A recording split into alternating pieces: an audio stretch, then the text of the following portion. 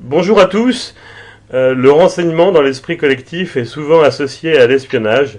Une armée sans agent secret, c'est comme un homme sans yeux ni oreilles, nous disait Sun Tzu dans l'art de la guerre. Sans refaire l'histoire du renseignement, sachez qu'il s'inscrit dans des luttes systémiques de guerre, notamment celle de la guerre économique et ses cycles. En ça, on peut remonter par exemple à la préhistoire où des archéologues de Cambridge ont trouvé un charnier vieux de 10 000 ans composé de 27 squelettes chasseurs-cueilleurs, probablement victimes d'un autre groupe en quête de territoire ou de ressources, préfigurant ainsi les rouages de la guerre économique. Le renseignement, c'est gagner la guerre avant la guerre. Il peut être intérieur comme extérieur et est essentiel dans la stratégie de puissance et de rayonnement. Pour nous éclairer sur le sujet, j'ai le grand plaisir de recevoir Sergueï Girnov. Sergueï, bonjour. Bonjour Aurélien. Avant d'entrer dans le vif du sujet, est-ce que vous pouvez vous présenter brièvement et retracer à travers quelques dates votre parcours pour nos auditeurs? Très volontiers, oui, tout à fait.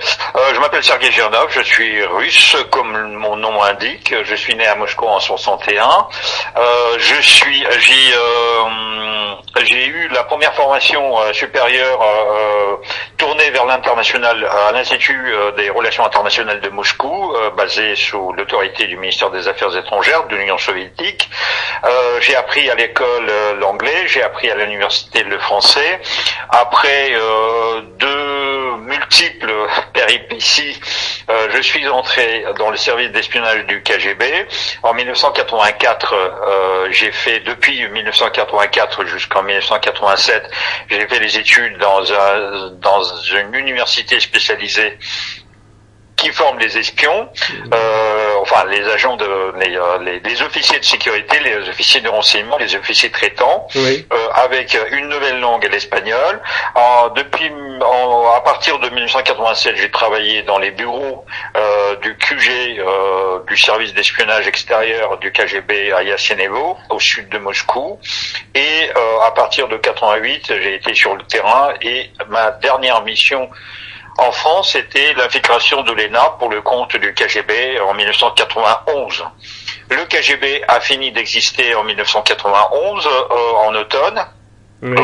Le Parti communiste de l'Union soviétique de même, et l'Union soviétique a disparu, s'est disloquée en 15 États indépendants et souverains à partir de 25 décembre 1991, et donc bien évidemment donc ça a changé complètement la structure géopolitique de tout cet espace, oui.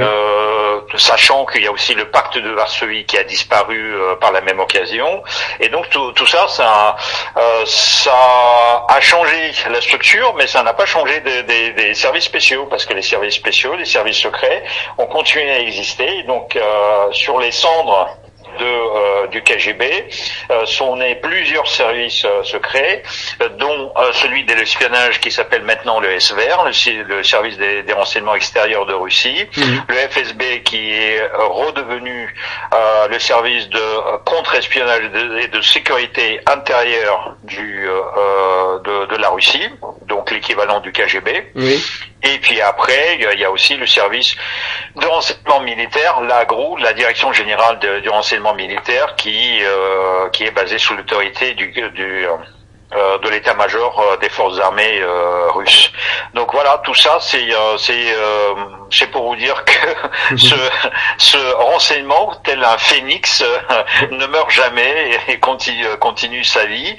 Bon, après, il y a eu un moment de flottement pendant une dizaine d'années dans les années 1990, et à partir de 2000, Vladimir Poutine est venu au pouvoir au Kremlin en tant que président, et avec lui, il a ramené toute une flopée de tchéquistes, des anciens du KGB au pouvoir, et en fait on a vécu quelque chose qu'on n'a pas vécu en Union soviétique. En Union soviétique, les services spéciaux étaient sous l'autorité du parti communiste, et là c'est l'inverse qui s'est passé sous le règne de Poutine. Ce sont les services secrets qui sont devenus les dirigeants, qui sont devenus en fait l'Union soviétique est le premier pays dans lequel les services secrets ont pris le pouvoir pouvoir et sont devenus les dirigeants de l'État, de tout un État qui est d'ailleurs un énorme État possédant la moitié de l'arsenal nucléaire de la planète. Voilà, donc en gros, moi j'ai quitté le service en 92, c'était le seul moment où on pouvait quitter le service parce que d'habitude, quand on rentre dans l'espionnage, on y reste. Donc moi j'ai quitté, puis après il y a eu un flottement, et puis après le service a repris du poil de la bête, et ils ont voulu me rapatrier dans le service, je n'ai pas voulu, donc ça a créé des frictions entre nous, et en 2001 j'étais obligé de quitter la Russie, de me réfugier en France, où j'ai obtenu le statut de réfugié, et depuis 2001 je vis en France, je travaille en France, je fais du conseil, je fais du journalisme, je suis écrivain aussi, puisque j'ai publié déjà 4 livres en France, et je prépare la sortie de mon 5e chez Albin Michel sur le conflit ukrainien.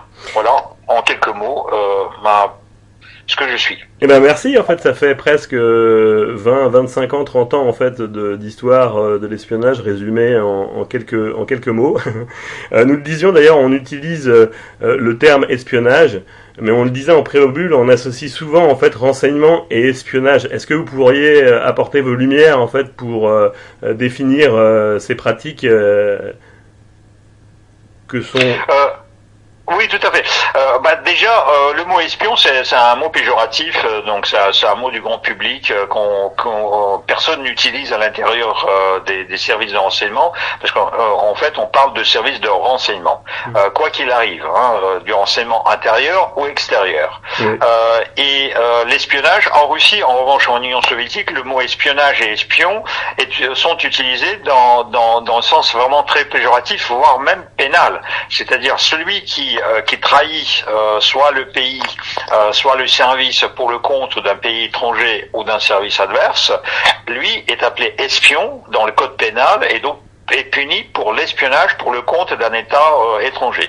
Donc voilà. Mais en réalité, ça crée aussi une mauvaise compréhension parce que en fait dans tous ces pays, et y compris dans les pays d'Occident, on se donne le droit de faire de l'espionnage, qui est une activité, quoi qu'il arrive, et pour quel que soit l'État qui l'utilise, est une activité criminelle, qui est interdite dans tous les États, qui est punie, excusez-moi, qui est punie très sévèrement dans tous les États.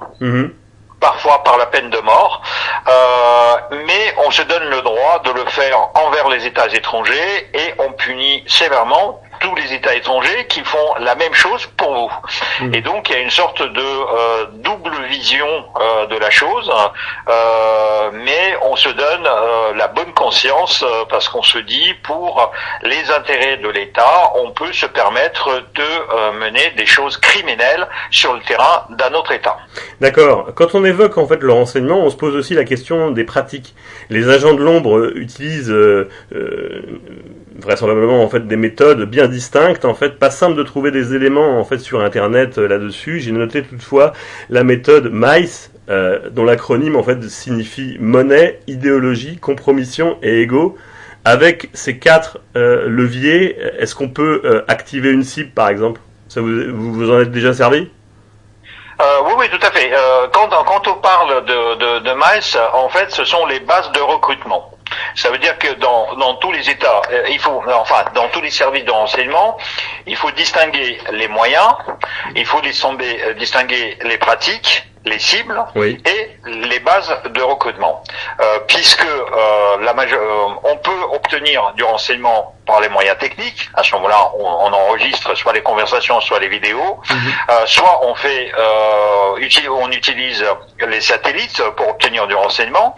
Et donc tout ça fait du renseignement technique. Mais qu'on a constaté, parce que les Américains ont voulu faire ça et ont donné une priorité à ça, ils ont constaté eux aussi que finalement il y a la vieille méthode qui a existé encore dans la Chine antique de Sun Tzu, qui est le recrutement des agents, c'est-à-dire des sources ou des indices chez l'adversaire pour pénétrer, pour infiltrer cet adversaire. Et donc pour recruter ces agents, c'est-à-dire les personnes qui vont nous servir de base pour recueillir les informations secrètes qui nous intéressent. On utilise les bases de recrutement et parmi ces bases, les Américains les ont classées comme le fameux acronyme MICE que vous avez cité. Les mêmes bases de recrutement ont existé au KGB. Oui. Et en fait, à la DGSE, on utilise à peu près les mêmes bases. On peut donner juste peut-être une petite précision que on peut utiliser le sexe comme quelque chose qui n'est pas forcément inclus dans les bases dont on a parlé. Voilà, mais autrement, ce sont les mêmes bases qui sont utilisées par tous les services de renseignement pour recruter les agents. On a vu une forme d'outil. À présent, en fait, on va revenir sur l'officier de renseignement. Quelles sont ses qualités? Qu'est-ce qu'il faut pour être un bon agent, un bon officier de renseignement, Sergueï? Déjà les qualités de base, donc un officier de renseignement, et il faut bien distinguer, un officier de renseignement c'est celui qui travaille dans le service de renseignement, qui reçoit de l'argent pour ça, donc c'est un métier.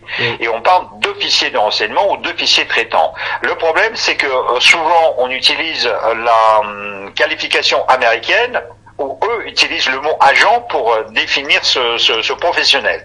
Chez nous, en Europe, ce n'est pas le cas. Donc nous, on parle d'officiers traitants ou d'agents ou d'officiers de renseignement qui travaillent des officiers de carrière dont le métier est le renseignement. Et les agents, ce sont les volontaires, les civils ou les militaires, en fait, les gens ailleurs qui ne perçoivent pas de l'argent. Ils peuvent ne pas percevoir de l'argent.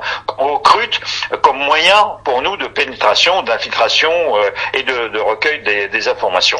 Et donc pour être un bon officier de renseignement, déjà il faut la plupart du temps parler des langues étrangères, puisque oui, on parle étranger, on travaille avec les gens. Sauf si on est officier de renseignement à l'intérieur pour travailler à l'intérieur du pays. Mais en général, on doit quand même parler les langues étrangères.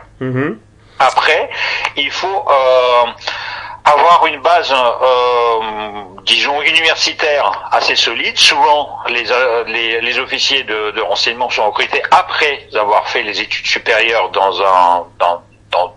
d'autres domaines. Souvent, les domaines soit de droit, soit des relations internationales, soit de l'économie, en fait, suivant dans quelle branche de renseignement vous allez travailler. Vous pouvez être aussi un militaire, hein, c'est pas un problème, c'est pas au contraire, si vous travaillez dans le renseignement militaire, il faut comprendre la chose militaire. Donc vous voyez, mais la base en général, langue étrangère, formation supérieure assez solide, et puis après il faut avoir les bases techniques du travail dans le renseignement, c'est-à-dire vous travaillez avec les humains, donc il faut comprendre les humains, donc il faut avoir des bases dans la psychologie opérationnelle, comment recruter les gens, comment reconnaître qui sont recrutables, comment les manipuler, la manipulation, etc. Et l'accompagnement, puisque quand on dit officier traitant, ça veut dire on traite nos agents, on les encadre. Il faut être un bon encadrant pour toutes ces sources et pour tous ces agents qui vont travailler pour nous. Voilà, ça c'est la base minima. Et puis après, il faut bien évidemment connaître des choses techniques comme connaissance des filatures, le travail technique avec les appareillages qui nous permettent d'enregistrer, d'infiltrer des cibles, etc., etc.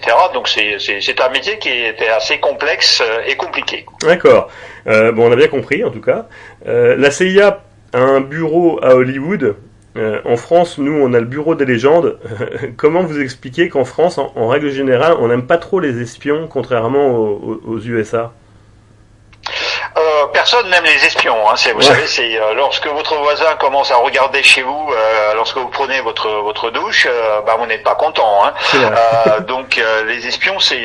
En revanche, on aime espionner. On est curieux et donc on revient toujours à cette double facette, c'est-à-dire on aime bien espionner les autres, mais on n'aime pas être espionné par les autres. Et donc voilà. Mais après, il y a des choses historiques. Historiquement, les services de renseignement, dans le sens moderne du terme, ce sont les Anglais qui les ont inventés.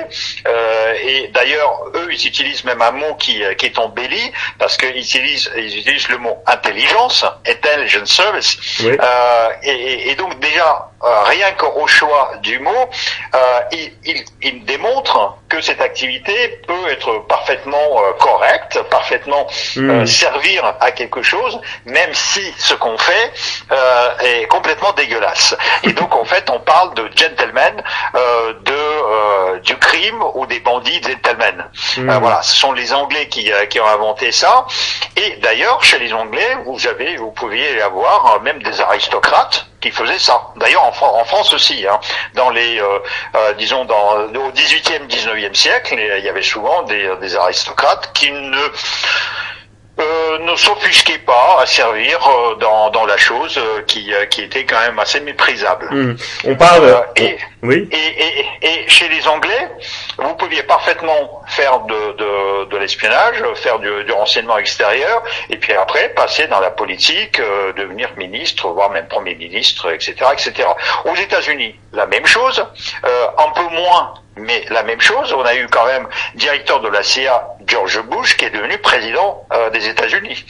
Et aussi, c'est encore pire, parce que à partir d'Andropov, on a eu plusieurs dirigeants des services qui étaient devenus chefs d'État, et donc on a fini avec Poutine actuel, lieutenant-colonel dans le service de KGB, qui est le dictateur depuis 23 ans en Russie. Voilà. Et donc mais la perception est différente selon les pays. En France, traditionnellement, le service de renseignement, l'espionnage, était mal considéré. Considéré parce que c'est quelque chose de sale. C'est une réalité. C'est quelque chose de sale. Et du coup, en France, par exemple, aucun dirigeant des services d'espionnage n'a jamais fait carrière dans la politique ou autre qu'écrivain à la limite, où il essayait de donner quelques raisons pourquoi on devait le considérer bien, malgré tous les crimes qu'il a commis à la tête d'un service d'espionnage. Voilà, ce sont les différences plutôt culturelles et historiques qui font que aux États-Unis, c'est quelque chose dont on parle assez volontiers. Oui. La CIA d'ailleurs se présente comme un centre d'analyse aussi public et ouvert, parce qu'il publie des rapports qui sont les rapports sur la géopolitique, sur la géostratégie, sur les questions importantes socio-économiques, et donc c'est considéré aussi comme un centre presque scientifique d'approche géopolitique et économique. Voilà. Et donc Hollywood, bien évidemment, il recrute des espions, il fait tout un tas, il gagne beaucoup d'argent sur les films d'espionnage. Et en France, on est arrivé maintenant à un phénomène extraordinaire, qui est le phénomène de bureau de légende, qui a sorti 5 saisons de séries, qui est très populaire, d'ailleurs qui a été vendue, je crois que c'est une des rares séries françaises qui a été rachetée, dont les droits ont été rachetés aussi à l'étranger, et qui a participé à la création d'un aura d'espionnage en France, d'ailleurs qui est très curieux, parce que si vous regardez, si vous analysez très attentivement le bureau de légende, c'est une série sur les échecs des agents qui sont soit fous, soit traîtres, soit incompétents. Et en fait, sur cette base-là, la DGSE a eu une croissance de presque 30%, de 50% des gens qui se proposaient pour travailler dans le service d'espionnage. Très bien. J'avais une question en un mot. Vous aimeriez bien être adapté à l'écran ou jouer à l'écran ? Ah, tout à fait, parce que moi je suis déjà l'homme de la télévision. J'ai utilisé très longtemps la télévision comme couverture. Je travaille pour la télévision. Je suis un YouTuber. J'ai une chaîne sur YouTube et les droits de mon livre autobiographique L'éclaireur sont déjà achetés par une société de production super, et on travaille actuellement sur la possibilité de le mettre à l'écran. Très bien. J'ai des questions à présent un peu plus personnelles. Notamment, vous avez rencontré Vladimir Poutine 2 fois, il me semble, dans votre parcours. Si vous aviez su à l'époque ce qu'il fait aujourd'hui avec la guerre en Ukraine, est-ce que vous auriez tenté d'inverser le cours de l'histoire ? Ah, belle question. En fait, on s'est rencontrés 4 fois, mais 3 fois d'une manière assez anecdotique et une fois prolongée. La première fois, lorsqu'on s'est vu, c'était 2 heures pendant lesquelles il m'a torturé psychologiquement en essayant de faire de moi un espion et de me mettre en prison. Et là, j'ai compris tout de suite, déjà à cette époque-là, que c'était une très mauvaise personne. Et bien évidemment, si j'avais une machine à remonter le temps et si je savais que ça arriverait comme ça, qu'il arriverait à la tête de l'État russe, j'aurais fait tout mon possible pour éviter au monde ce danger. Très bien. Est-ce que vous pouvez nous citer un épisode, en quelques mots, un épisode d'espionnage célèbre qui vous a marqué ?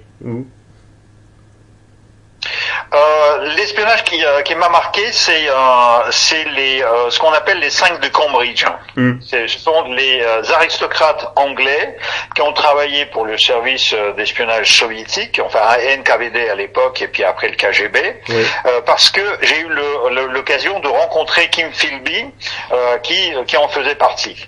Et justement, ça m'a marqué parce que lorsque je l'ai rencontré, parce que lui, en fait, il a servi pendant 25 ans secrètement, d'abord en Angleterre, dans le monde, pour le compte du KGB, et puis après, en 1963, il était obligé de quitter clandestinement le monde occidental et se réfugier en Union soviétique, où il a passé l'autre moitié de sa vie, quasiment si c'est pas en prison, c'est de manière très contrôlée. Et en fait, pourquoi ça m'a marqué ? Parce que c'est un personnage qui a proposé ses services parce qu'il croyait dur comme fer au communisme. Donc c'était un aristocrate anglais de très bonne naissance et qui a fait des écoles, des meilleures écoles de l'Angleterre, enfin de la Grande-Bretagne, qui a servi la cause du communisme. Et lorsque il est passé à Moscou, il a compris en fait qu'il a raté sa vie parce que le pays pour lequel il pensait travailler et qui était soi-disant communiste, en réalité ne l'était pas. Et ça m'a marqué parce que quand je l'ai rencontré, j'ai vu dans ses yeux une énorme déception pour tout ce qu'il a fait. D'accord. Vous nous avez parlé en tout début de présentation en fait de votre prochain livre sur la guerre en Ukraine. Est-ce que vous avez déjà songé aussi à basculer dans la littérature fictive avec le roman d'espionnage ? J'y ai pensé, oui, tout à fait. C'est quelque chose qui me tente.